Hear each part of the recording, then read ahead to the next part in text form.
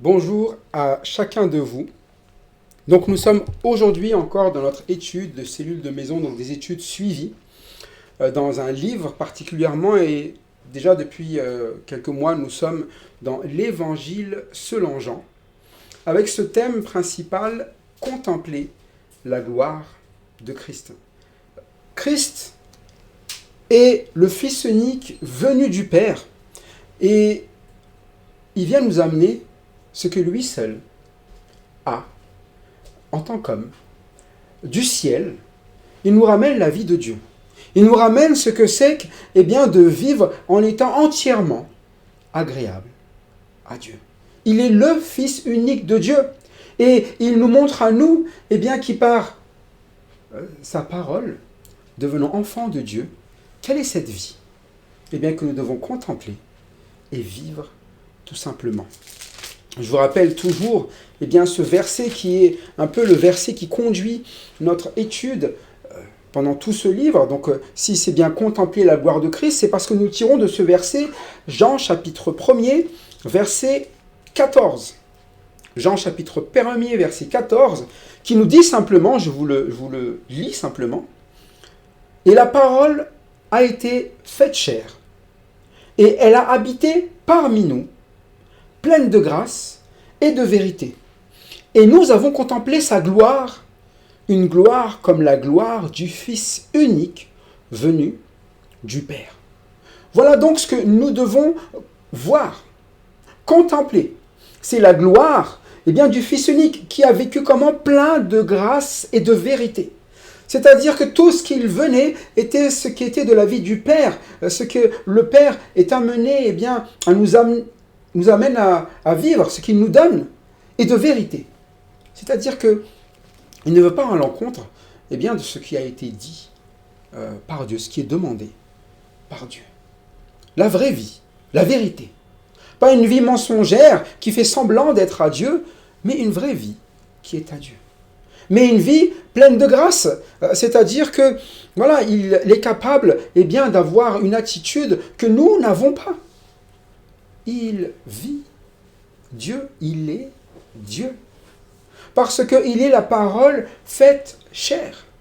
C'est-à-dire que tout ce qui sort de la bouche de Dieu est vrai en Jésus-Christ. C'est pour ça qu'il nous demande de contempler. Contempler, il ne s'agit pas de jeter un regard ou de regarder et puis après faire ce qu'on veut. C'est vraiment de garder les yeux fixés sur Jésus-Christ dans tout ce que nous faisons. Et ce que nous voyons de Jésus-Christ, c'est sa gloire. Pas n'importe quelle gloire. Une gloire comme la gloire du Fils unique venu du Père. C'est ce qu'il y a au ciel, auprès du Père, qui nous a été amené sur terre, qui nous a été donné, à nous. Il a habité parmi nous.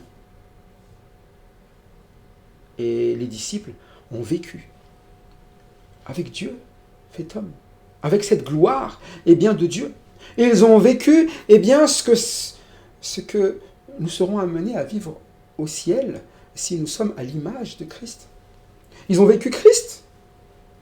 La question maintenant, c'est est-ce que c'est pour nous une bonne nouvelle ? Car lorsque nous regardons Christ, nous voyons qu'enfin, dans la chair, il a existé un homme qui était totalement dans la parole de Dieu, qui était plein de grâce et de vérité. Mais nous, qu'est-ce que l'on veut ?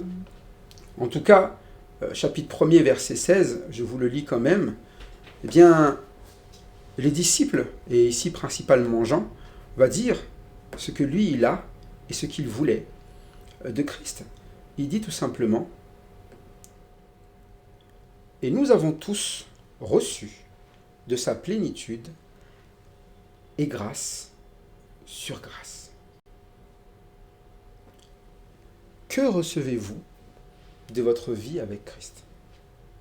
Eux, ils disent de manière simple, c'est que de l'avoir contemplé, de l'avoir vu, de vivre en Christ. C'est une vie comment ? Où nous recevons de sa plénitude et grâce sur grâce ou grâce après grâce. Il y a la vie de Dieu qui commence à grandir en nous. il y a son amour, il y a sa paix, il y a sa sainteté, il y a sa justice, il y a tout ce qui est bien de Dieu qui commence à s'ajouter grâce sur grâce dans notre vie. Et c'est ce que Jean explique. Et lorsque Jésus est sur cette terre, il l'enseigne. Il vit déjà plein de grâce et de vérité dans le mariage de Cana au milieu de sa famille. Il le montre à Nicodème. Il l'enseigne, Nicodème. Il explique, Nicodème, reçois mon témoignage pour que tu puisses toi aussi vivre grâce sur grâce. C'est-à-dire que tu ne sois plus de ceux qui périssent, mais que tu aies la vie éternelle. Et puis il ramène cela, il continue et il voyage en Galilée. Et puis il, sur le chemin, montre cette grâce aux Samaritains. Les Samaritains qui n'étaient pas aimés des Juifs, qui étaient des personnes un peu à part, on ne les fréquente pas. Il les a aimés aussi. Mais en aimant, le Seigneur Jésus nous amène simplement à nous demander à vivre ce qui est écrit dans sa parole.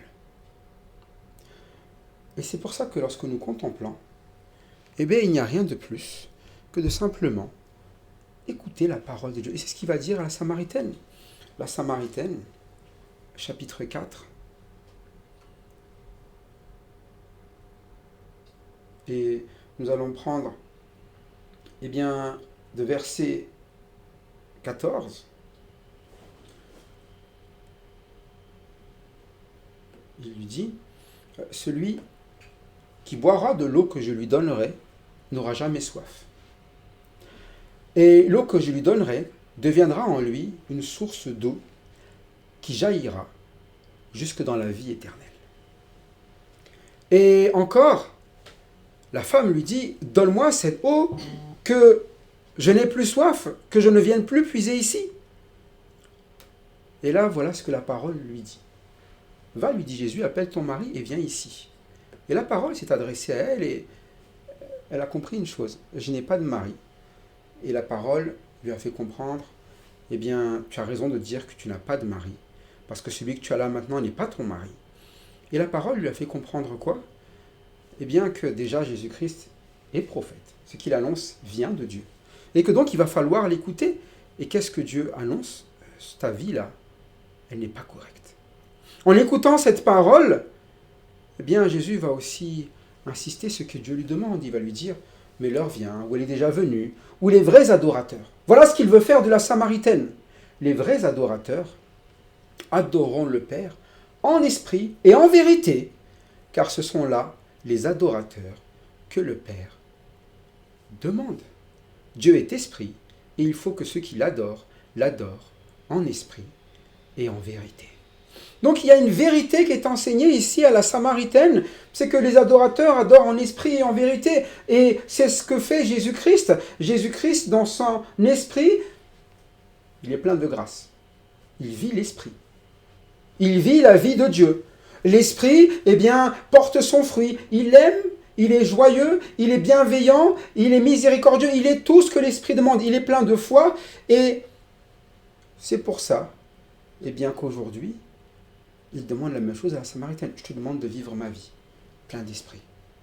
Mais aussi, il dit quoi encore une fois ? Il demande à la Samaritaine de vivre en vérité. C'est-à-dire que c'est toujours conforme à ce que dit tout simplement la parole de Dieu. C'est pour ça que la question se pose toujours pour nous. Est-ce que nous vivons en conformité avec la parole de Dieu ? Est-ce que nous avons pour fruit la vie de l'esprit ? Est-ce que nous avons contemplé Christ et que nous suivons et marchons selon Christ ? Le problème, c'est que souvent nous n'avons pas de repère. Et quand Dieu a donné Jésus-Christ, il a donné le repère. Le problème, c'est que nous ne savons pas comment faire. Et comme nous ne savions pas comment faire, Dieu a donné quoi ? Sa parole pour que l'on sache quoi faire. Le problème, c'est que nous n'avons pas la capacité de le faire. A donné son esprit pour que nous puissions quoi? Pouvoir vivre ce qu'il est impossible de vivre, c'est-à-dire ce que Dieu demande, ce que Christ vit. Alors je vous pose la question, depuis qu'on a lu Jean, est-ce que vous grandissez en vous disant que je vis grâce sur grâce? Est-ce que ce que j'ai vu de Jésus-Christ, je suis prêt à le vivre? Est-ce que j'ai entendu de Jésus-Christ? J'ai obéi. Est-ce que c'est son esprit qui agit en moi, ou est-ce que j'ai décidé de continuer à vivre selon ma manière de vivre? Ici, nous sommes maintenant depuis au chapitre 6. Et au chapitre 6, il s'adresse toujours à une foule, Jésus-Christ. Une foule ici qui vient de voir ce miracle qui est la multiplication des pains. Multiplication, eh bien, il n'y avait que 5 pains, 2 poissons. Et il en a donné assez pour nourrir 5000 hommes, plus évidemment femmes et enfants. Assez pour tout le monde.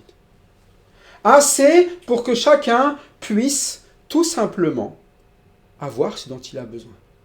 Et c'était là un miracle tel que chacun a reconnu que celui-là est vraiment le prophète. Et ce n'est pas n'importe qui.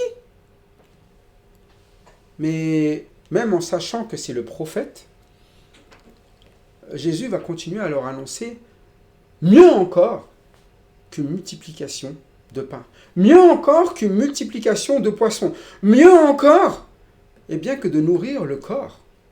Mieux que ce qu'a fait Moïse, qui dans le désert a demandé et a permis à ce que les pères mangent de la manne dans le désert. C'est ce qu'on a lu la dernière fois. Mieux encore, et surtout, quelque chose qui va changer notre vie. Pas quelque chose qui nous rend esclaves de notre corps, mais quelque chose qui nous permettra de nous libérer pour être des adorateurs en esprit, en vérité, et non pas à essayer d'adorer par la chair, et donc dans le mensonge, selon mes désirs. Alors on va lire la suite maintenant de ce passage. Nous allons lire du verset 41 jusqu'au verset 51.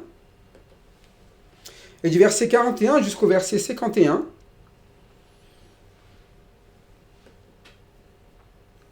voilà, je vous laisse récupérer dans vos Bibles aussi, verset 41 à 51 dans Jean 6.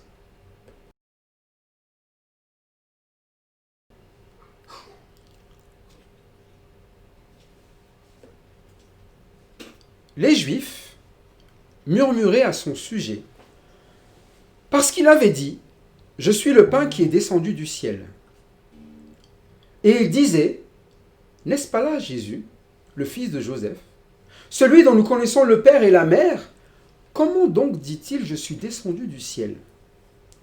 Jésus leur répondit « Ne murmurez pas entre vous. Nul ne peut venir à moi si le Père qui m'a envoyé ne l'attire, et je le ressusciterai au dernier jour. Il est écrit dans les prophètes, « Ils seront tous enseignés de Dieu, ainsi quiconque a entendu le Père et a reçu son enseignement, vient à moi. C'est que nul n'a vu le Père, sinon celui qui vient de Dieu. Celui-là a vu le Père. En vérité, je vous le dis, celui qui croit en moi a la vie éternelle. Je suis le pain de vie. Vos pères ont mangé la manne dans le désert, et ils sont morts. C'est ici le pain qui descend du ciel, afin que celui qui en mange ne meure point. Je suis le pain vivant, qui est descendu du ciel. Si quelqu'un mange de ce pain, il vivra éternellement. Et le pain que je donnerai, c'est ma chair, que je donnerai pour la vie du monde. » On voit ici donc la suite de l'enseignement qui a été donné à cette foule. Donc il y a 2 langages. Il y a Jésus-Christ qui parle du pain du ciel, qui parle de sa chair, son corps, qui est une nourriture, mais pas une nourriture physique. On parle bien d'adorateur en esprit et en vérité. Donc il parle de se nourrir de Christ dans cette vérité, dans son esprit, c'est-à-dire qu'il faut vivre sa vie, se nourrir de sa vie. Et c'est ça contempler ici, c'est se nourrir de sa vie et de ses paroles. Et eux, ils sont en train de vouloir se nourrir, de ce qu'ils ont vu déjà auparavant, et que savaient déjà faire, Moïse qui a demandé la manne dans le désert, et puis ils ont eu cette manne tout simplement dans le désert. Hein, il disait, nos pères ont mangé de la manne dans le désert. Selon qui est écrit, il leur donna le pain du ciel à manger. Donc le pain du ciel, pour eux, c'est voilà, du pain physique à manger, là, tout de suite là. Et quand ils ont demandé ce pain du ciel, le problème, c'est que ce n'est pas quelque chose qui va satisfaire leur vie. Quand ils ont mangé le pain du ciel qui est ici dans le passé, aujourd'hui ils le redemandent, et ils ont eu juste avant la multiplication des pains, ils sont toujours en train de poser des questions qui font qu'ils ne sont jamais satisfaits. Grosso modo, ils demandent ce pain qui est du ciel, qui est un miracle, ils demandent quelque chose qui similaire à ce qu'ils ont eu avant, une multiplication de pain, c'est un miracle, mais lorsque Jésus leur parle tout simplement de croire en lui parce que le Père l'a envoyé, hein, il l'explique.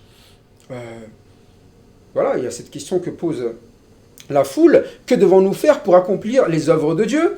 Et puis Jésus leur répond, tout simplement, voilà ce qu'il faut faire. Jésus leur répondit, l'œuvre de Dieu, c'est que vous croyez en celui qui a envoyé, donc croire en Jésus-Christ, croire en ses paroles, croire en qui il est, croire en Jésus-Christ. Et il lui pose cette question, après tous ces événements, après tous les miracles qui s'est passé, après la manne qui est descendue du ciel dans l'Ancien Testament, après ici la multiplication du pain, et il leur dit, quel miracle fais-tu donc?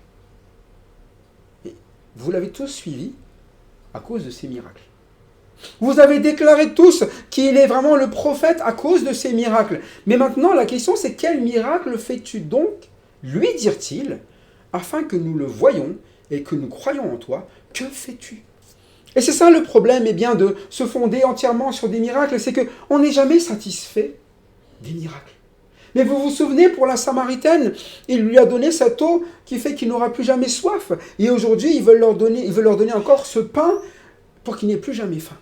C'est-à-dire que ce n'est pas comme les miracles où à chaque fois il y en a un et puis vous allez l'oublier parce que vous allez le digérer et vous avez besoin d'un autre.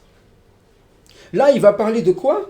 De ce qui rassasie éternellement. De ce qui permet à ce qu'on n'ait plus à se soucier du lendemain. Et il parle de quoi? De ce pain, le pain de Dieu. C'est ce que nous avons vu. Qui ne coupe pas l'appétit, mais qui fait quoi? Car le pain de Dieu, c'est celui qui descend du ciel et qui donne la vie au monde. Le pain de Dieu donne la vie au monde. C'est-à-dire que vous avez quelque chose, il donne.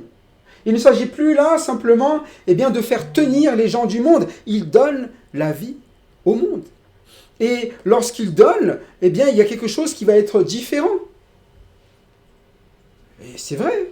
Alors ils disent, donne-moi toujours de ce pain, c'est ce que dit la foule. Mais Jésus leur dit quoi? Je suis le pain de vie. Donc celui qui donne la vie au monde, je suis le pain de vie. C'est Jésus qui le dit. Celui qui vient à moi n'aura jamais faim. Celui qui croit en moi n'aura jamais soif. C'est ce qu'il avait dit à la Samaritaine. Hein. Celui-là, Jésus-Christ, lui, quand il parlait de lui, si vous croyez, vous n'aurez jamais soif. Voilà la parole qui avait été donnée à la Samaritaine et qui avait été comprise par la Samaritaine. Et voilà maintenant toute cette foule qui a cette parole. Voilà. Donc, écoutez ma parole. Vous n'aurez jamais faim, jamais soif. Vivez par mon esprit. Vous n'aurez jamais faim, ni soif. Regardez comment je vis. Je ne vis pas selon ma faim et ma soif. Nous, comme nous aurons toujours soif et faim lorsque nous n'avons pas Christ, nous ne serons jamais satisfaits. Quel miracle fais-tu donc? Et nous allons toujours être déçus de tout dans la vie, parce que on a toujours besoin de miracles. Mais ce ne sera pas grâce sur grâce. Ça ne sera pas, Jésus-Christ, qui va nous délivrer de ce qui nous empêche de vivre la vie de Dieu. On va toujours rechercher ce que le ventre veut. Du pain. Et on ne va jamais être content tant qu'on n'a pas le pain. Et on arrive à ce moment-là où, effectivement, il est en train de parler à la foule, et puis, dans la foule, vous avez ceux qui murmurent, et ils n'utilisent plus le mot la foule, il y avait la foule, les disciples, et là, parmi la foule, il y a un groupe de personnes qui est appelé ici les Juifs. Vous me direz, mais la foule, ils étaient quoi? Ils étaient Juifs, mais quand on dit les Juifs, on parle vraiment des religieux. Il dit, les Juifs religieux, c'est vraiment ça. Les Juifs murmuraient à son oreille. Il y a quelque chose d'incompréhensible de la part des religieux. Incompréhensible parce qu'il est en train de dire quelque chose, doctrinalement, il y a un problème là. Il y a un problème. Les Juifs murmuraient à son sujet parce qu'il avait dit « Je suis le pain qui est descendu du ciel ». Oh, qu'est-ce que tu racontes?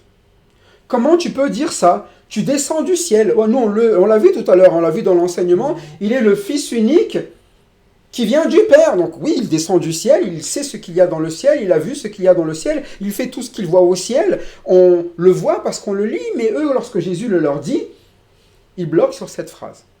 Je suis le pain qui est descendu du ciel. Parfois, les religieux bloquent parce qu'il n'y a pas de logique. Il y a quelque chose d'illogique. Et dès que ça sort de la logique, si moi je ne peux pas le faire, c'est pas possible. Ça, c'est le côté très religieux. C'est de toujours compter sur notre capacité à faire. Lui, il descend du ciel. Ah oui. Lui, il est le pain de vie, donc il faut se nourrir de lui. Ah oui.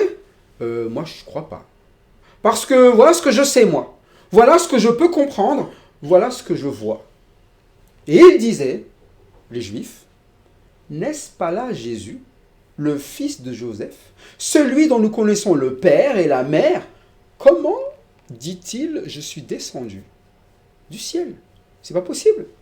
Je le connais, Joseph connaît, je connais Marie, je connais, eh bien, le lieu d'où il vient, peut-être qu'il va dire il est même de Nazareth, nous on sait qui c'est, ce n'est pas possible. Et parfois nous cherchons eh bien, à résoudre les choses de manière très logique. C'est pas possible. Après tout, comment Dieu peut faire des choses qui soient impossibles? Vous voyez, ça c'est des pensées un peu, c'est là où les gens commencent à pas comprendre lorsqu'on parle de Fils de Dieu, lorsqu'on parle eh bien, de la création, lorsqu'on parle eh bien, de l'esprit, du salut, c'est toujours, mais c'est pas logique. Et c'est pour ça que lorsque Jésus-Christ parle, il leur a dit tout simplement à la foule, l'œuvre de Dieu c'est que vous croyez en celui qui l'a envoyé. L'œuvre de Dieu, c'est cela. En regardant la vie de Christ, vous devriez contempler et comprendre qu'il n'est pas comme les autres humains. Il est plein de grâce et de vérité. Tout comme la Samaritaine, lorsqu'il a annoncé ses paroles et ce qu'il a dit, ce qu'il y avait dans sa vie, elle a compris que c'était quelqu'un de différent. Et toute la ville, lorsqu'ils sont venus, ils ont compris qu'il était différent. C'est le sauveur du monde. Et Jean-Baptiste, lorsque eh bien, il a regardé Jésus, il l'a présenté à ses disciples, c'est l'agneau de Dieu qui ôte le péché du monde. Et ils ont compris qu'il était différent. Et Jean-Baptiste a compris qu'il n'était pas digne de délier ses souliers, il y est différent. Et c'est pour ça que lorsque nous regardons l'évangile selon Jean, nous voyons qu'il est différent. Pas juste à cause de ses miracles, mais bien à cause de sa vie. À cause eh bien, de ce que nous contemplons dans sa manière de faire. Les Juifs cherchaient eh bien, à le faire mourir lorsqu'il a guéri le paralytique. Et lui, il annonce toujours quoi? Le salut. Ici, vous avez des personnes qui murmurent, qui ne croient pas, qui sont prêts là eh bien, à mettre un petit peu le désordre dans la foule. Quand même, ils murmuraient entre eux. Oui, c'est un petit peu, on répond comme cela, hein. C'est un peu parfois notre attitude. Hein. Murmurer, ça n'a jamais été une bonne chose. Tu sais, t'as vu ce qu'il dit là? Murmurer, il ne dit même pas à haute voix. Lui, toujours ça, toujours la même chose, toujours les paroles de Dieu. Il n'y a que ça, des études, toujours ça. Toujours. Qu'est-ce qu'il fait d'autre là il fait des miracles, il ne fait pas de miracles. Oui, même s'il en a fait, hein. Il ne fait pas de miracles. Il ne fait rien, quoi. Il est toujours là, il est là, et puis il vient encore nous enseigner quoi? Il est le pain venu du ciel. Ouais. On a du mal à digérer, quoi, ce pain. Et puis, on ramène dans la réalité. Ce n'est qu'un homme. Fils de Joseph. Je connais son père, sa mère. Bon, On ne va pas écouter quoi. On ne va pas écouter quelqu'un qui nous dit quoi? Je suis descendu du ciel alors que ce n'est que le fils de Joseph. Joseph, bon, c'est pas non plus un érudit. Et puis là, ça commence à être la manière de semer le trouble ici dans la foule. Et c'est ce que font les Juifs. Et Jésus va être clair. Il entend ce qu'ils disent, il sait ce qu'ils disent. Jésus leur répond, ne murmurez pas entre vous. Déjà, il corrige leur attitude. On ne murmure pas. Vous n'êtes pas là pour murmurer. Contemplez la gloire du Fils unique venu du Père. Oui, murmurer, non. Croire à celui que Dieu a envoyé, oui. Murmurer, non. Il est le moment d'écouter. Il est le moment d'essayer de comprendre et peut-être de demander comment puis-je manger de ce pain, explique-moi. Et c'est ce qu'a demandé la foule. Et quand Jésus répond, de dire, ok, je le crois. Je crois que tu es le Fils de Dieu, je crois que tu es celui qui l'a envoyé. C'est ce qu'ont fait les disciples qui ont suivi. Ils ont cru qu'il était. Nathanaël a cru sur une phrase. Simon a cru. Philippe a cru. André, pareil. La Samaritaine, c'est pareil. Ils ont entendu et ils ont cru que c'était vraiment lui le Messie, celui que Dieu a envoyé. Mais ici, vous avez les Juifs religieux qui ne croient pas et qui murmurent. Et qui ont des choses à dire. Et c'est eux maintenant qui vont répandre ce qu'ils pensent entre eux. Ils murmurent entre eux. Ils sont en train de s'enseigner entre eux et d'empêcher eh bien, à ce que la parole soit écoutée entre eux. Mais Jésus n'est pas en train de paniquer en ce moment-là, en disant qu'est-ce qui va se passer? Je vais perdre tout le monde, personne ne va suivre. Il dit, de toute manière, nul ne peut venir à moi si le Père qui m'a envoyé ne l'attire. Et je le ressusciterai au dernier jour. Oh, il y a deux choses qui sont simples ici pour Jésus, c'est qu'il ne s'inquiète pas de qui vient, parce que c'est d'abord le Père qui l'a envoyé pour une mission. Que l'on vienne ou que l'on ne vienne pas, ce n'était pas vraiment de son fait, puisqu'il dit, si le Père qui m'a envoyé ne l'attire. Et il y a donc ici le Père qui effectue l'action, il a une confiance dans le Père, et lui, il est celui qui est envoyé. Donc il fait juste ce pourquoi il a été envoyé. Il est là, pour que l'on contemple la gloire du Père. D'abord, dans un premier temps, il est l'agneau de Dieu qui ôte les péchés du monde. Non seulement dans son enseignement, mais dans sa vie, où il va payer pour nos péchés. Mais déjà ici, il s'est fait quoi? Il fait ce que le Père lui demande. Nul ne peut venir à moi si le Père qui m'a envoyé ne l'attire. Et c'est pour nous important de comprendre, lorsque nous faisons quelque chose pour le Seigneur, que nous n'essayons pas d'attirer les gens à nous. Nous allons laisser le Père attirer, nous allons voir ce que ça veut dire. Mais c'est le Père qui attire. Et qu'est-ce que fait Jésus-Christ? Il a été envoyé pour sauver, il est le sauveur du monde, et donc il ressuscitera au dernier jour tous ceux que le Père a envoyés à lui. Et il fait juste ce qu'il a à faire. À nous de comprendre aussi sur cette terre, de faire juste ce que le Père nous demande. Et comment ça se passe? Quand le Père attire, qu'est-ce qu'il fait? Il est écrit dans les prophètes. Ils seront tous enseignés de Dieu, ainsi quiconque a entendu le Père et a reçu son enseignement vient à moi. Comment le Père attire?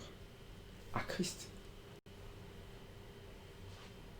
Ainsi quiconque a entendu le Père et a reçu son enseignement vient à moi. Le Fils est envoyé par le Père. Il est la parole faite chair. Il amène l'enseignement, il amène la parole de Dieu. Ils sont enseignés de Dieu même. C'est Jésus-Christ même qui enseigne. Qu'est-ce qui va faire que les personnes sont attirées à lui ou pas? C'est la parole de Dieu. C'est pour ça que Juifs, foule, disciples, qui que vous soyez, nous n'allons pas faire autre chose qu'annoncer la parole de Dieu. Et c'est la parole de Dieu qui va vous attirer pour que vous soyez ressuscités au dernier jour par Jésus-Christ. Parce que nous souhaitons le salut des hommes, mais nous n'allons pas essayer de faire venir les gens alors qu'ils n'auront même pas quoi? Écoutez la parole, pour que cette parole, cette vérité, les fasse vivre. Une vie qui est différente de la vie du monde. Qu'ils vivent l'esprit et la vérité. C'est des adorateurs que nous voulons. Nous voulons donc que ces personnes vivent dans la vérité et agissent selon l'esprit de Christ. Mais si vous commencez à prêcher autre chose que la parole de Dieu, ah, viens ici, t'inquiète pas, t'es pas obligé.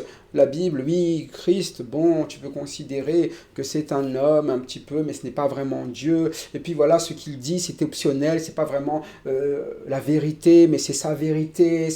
Oh, commencez à jongler un petit peu, mais voilà ce qu'il vous dit la parole. Il y a des choses qu'il dit, ouais, mais ça c'était pour l'époque, c'est plus pour maintenant. Comment il vous dit quoi? Obéissez à vos parents? Non, mais ça aujourd'hui, chacun fait ce qu'il veut. Il vous dit quoi encore? Pardonner peut-être de temps en temps. Est-ce que je dois pardonner tout le monde? Il y a des choses qui sont impardonnables quand même. Et puis ne vous plaignez pas. Eh non, on va se plaindre quand même. On ne peut pas ne pas se plaindre. Ne vous inquiétez de rien. Non, j'ai toujours une excuse pour m'inquiéter de quelque chose.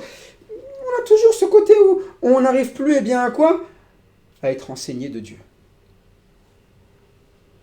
Il est écrit dans les prophètes, ils seront tous enseignés de Dieu.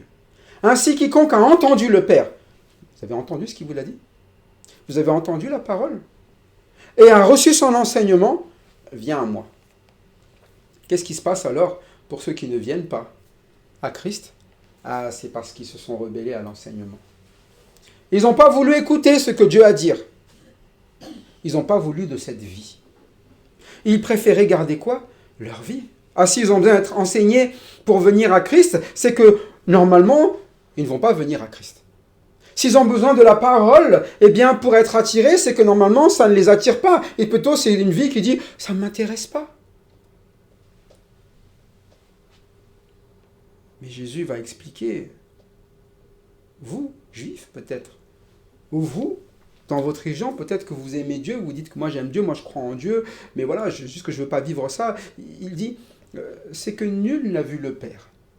Sinon celui qui vient de Dieu, celui qui a vu le Père. Donc, il parle de lui. Il est le Fils unique qui est venu du Père.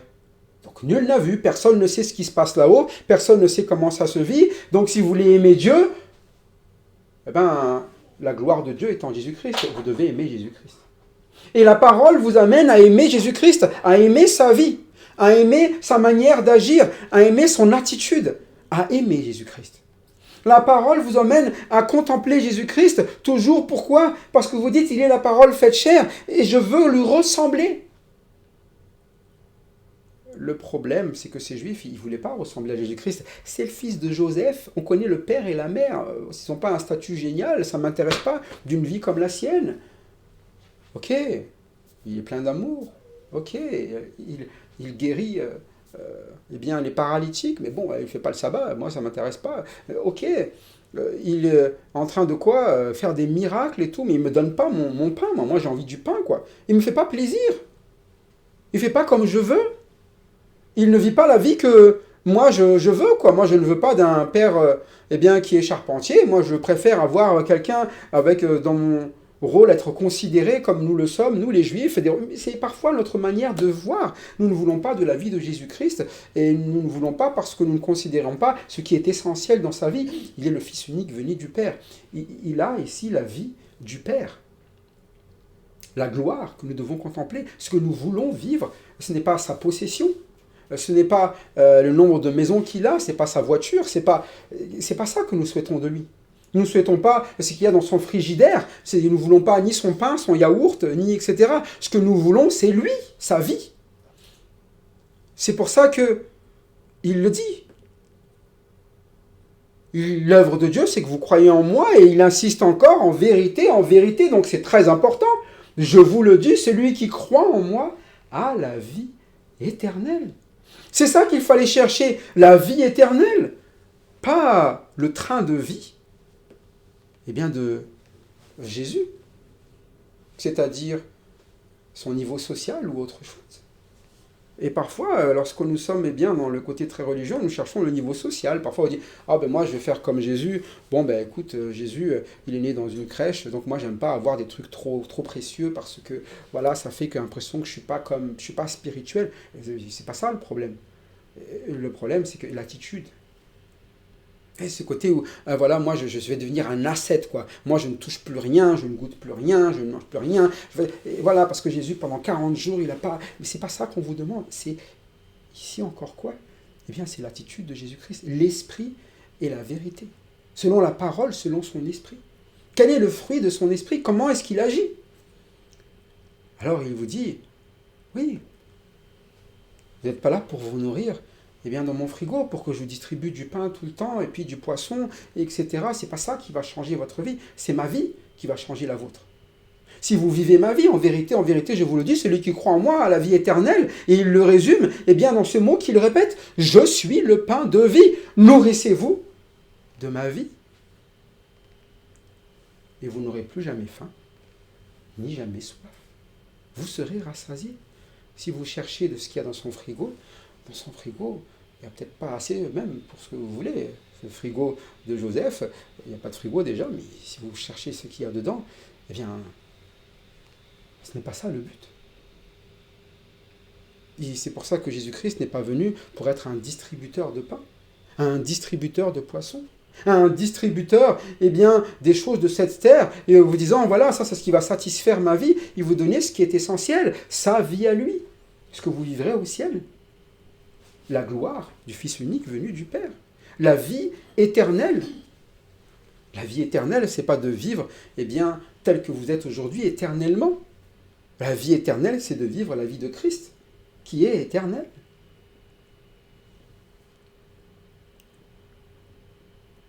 Et Jésus-Christ veut vraiment que ces Juifs, que cette foule, comprennent cela. La foule, on ne l'entend plus. Là, maintenant, on entend les Juifs, les religieux, c'est eux qui parlent maintenant.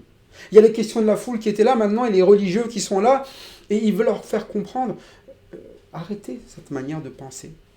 Changez de pensée. Changez d'attitude. Vivez ma vie. Écoutez ce que je suis en train de vous enseigner. Regardez ce qui s'est passé, ce que vous cherchez. Vous, la foule qui cherchez la manne ici, rappelez-vous du passé. Verset 49. Vos pères ont mangé la manne dans le désert et ils sont morts.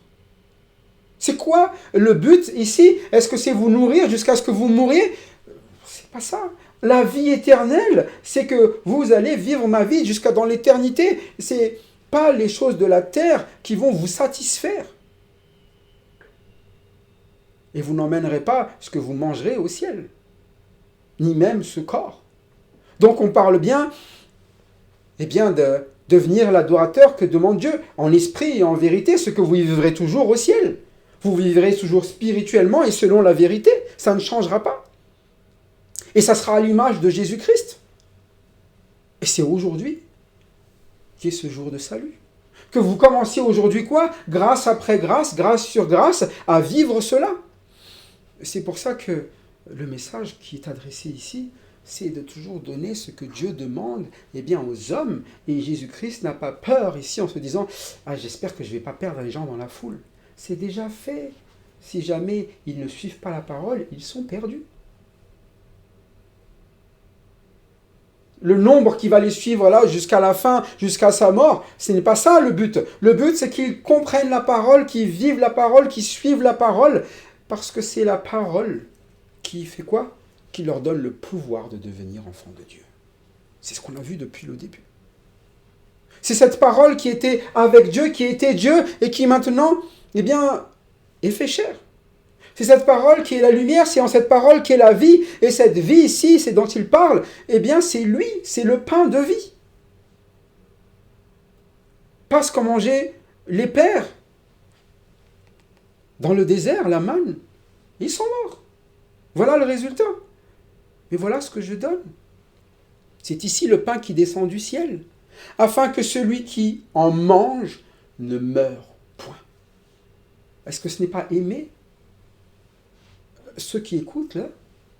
Est-ce que vous voulez leur donner autre chose à manger? Est-ce que vous voulez attirer les gens eh bien, dans l'église pour avoir de la manne, pour avoir, eh bien, voilà, si tu viens à l'église, on te donnera toujours à manger, tu auras un appartement, tu auras ceci, tu auras cela, et vous les amenez par rapport à ça, et vous vous dites, c'est bien, on a rempli l'église, mais vous n'avez pas rempli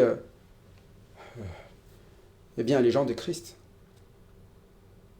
Vous Vous avez rempli peut-être en nombre l'église. Remplir des salles, il n'y a pas besoin d'être chrétien pour ça. Remplir des salles, ce ne sont pas les églises qui gagnent cela. Remplir des salles, il y a des spécialistes. Mais la parole nous demande bien, que les gens soient remplis de Christ, remplis de son esprit, de sa vérité, grâce sur grâce. C'est ça le salut. Qu'ils deviennent des enfants de Dieu, mais qu'ils vivent comme des enfants de Dieu. C'est ça le salut.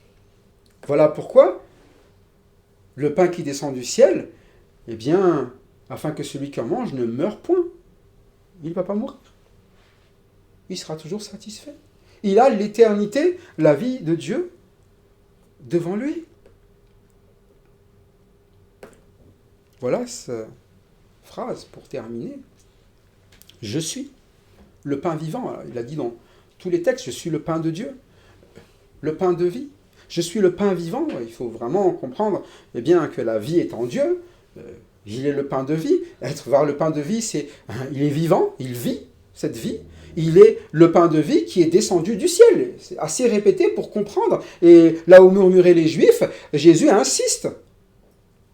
Vous n'êtes pas d'accord? Il n'a pas changé d'avis. Bon, on va changer parce que les Juifs ne sont pas d'accord. Non, je suis le pain de vie qui est descendu du ciel. C'est une vérité, c'est ce qu'il vit. Si quelqu'un mange de ce pain, voilà l'appel.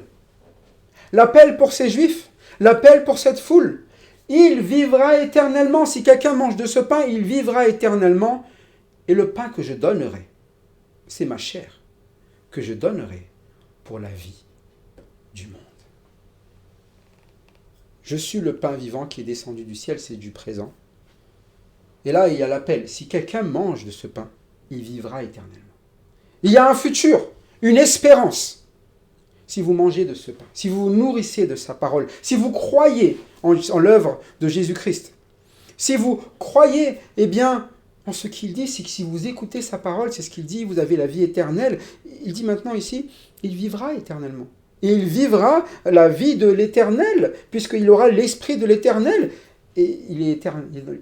Il est éternel. Mais ce n'est pas juste vivre éternellement dans le sens humain tel que je suis. C'est vivre la vie de Christ, qui est éternelle. Et qui a ces caractéristiques qui vous seront éternelles, grâce sur grâce, jusqu'à être vraiment dans la gloire, quand le Seigneur paraîtra. Si quelqu'un mange de ce pain, il vivra éternellement, et le pain que je donnerai, là on est au futur, c'est ma chair. Il annonce quelque chose qui va arriver. Le pain que je donnerai, c'est ma chair, c'est pas maintenant. Comme certains vont le penser, il veut qu'on le mange. Non, non, le pain que je donnerai, c'est ma chair que je donnerai pour la vie du monde. Il est en train d'annoncer quoi ici? Que pour pouvoir pourvoir aux besoins du monde, la vie pour le monde, il va donner sa chair. Il va accepter de perdre sa vie dans la chair pour que nous puissions quoi? Vivre dans notre chair. Nous qui sommes du monde, nous allons pouvoir quoi? Connaître la vie de Dieu. Et pas juste nous contenter de nous dire, comme on dit déjà à chaque fois, bonne année, bonne santé. Et nous pensons toujours à cette santé physique. Si nous perdons la santé physique, qu'est-ce qui nous reste? Non, le Seigneur a dit, moi je perdrai ma chair et il me restera la vie. La vie du Père. La vie du ciel. Et vous, c'est pareil. Combien même vous mourrez, il vous restera la vie du Père, si vous avez cru en Jésus-Christ. Est-ce que vous avez cru en Jésus-Christ? Est-ce que vous avez cru que Jésus-Christ a donné sa chair, qu'il est mort à la croix, qu'il a été crucifié, qu'il a souffert dans sa chair pour que vous ayez la vie? Que c'est bien dans sa chair qui a fait qu'aujourd'hui vous pouvez dire, voilà, mes péchés sont ôtés, parce qu'il les a pris sur lui. Il est l'agneau de Dieu, le sacrifice. Il est le pain vivant qui a été amené à la mort pour moi. Lui qui était innocent. Lui qui a vécu plein de grâce et de vérité. Lui, qui a cette gloire, il a accepté de s'abaisser. Et il a accepté dans sa chair de souffrir pour nous. En cela, c'est ainsi que Dieu l'a envoyé, pour que nous soyons ressuscités au dernier jour. Est-ce que vous êtes prêts à écouter Christ? Et à vous être aussi eh bien, de ceux qui vivent par le Père et qui donc seront attirés toujours à Christ. Alors est-ce que vous allez être de ceux qui ne veulent pas écouter l'enseignement du Père et qui vont dire quoi? Moi je veux ma vie à moi, je ne veux pas la vie de Christ. Moi je ne veux pas la vie, voilà, il a trop souffert. Il a vécu des choses, ça ne m'intéresse pas. Il a vécu, mais la vie de Christ, mes amis, c'est la perfection. Aussi bien sur cette terre que dans le ciel. Si tout le monde était à l'image de Christ sur cette terre, ça s'appellerait le paradis. Mais ça sera au ciel, où nous serons tous semblables à lui. Mais qu'aujourd'hui, ce soit déjà notre manière d'avancer grâce sur grâce. Que Jésus-Christ grandisse en chacun d'entre nous et que nous continuions simplement à le contempler afin que nous puissions être de ceux qui adorent comme lui vit en esprit et en vérité. Que toute la gloire soit au Père ainsi qu'à son Fils Jésus-Christ. Amen.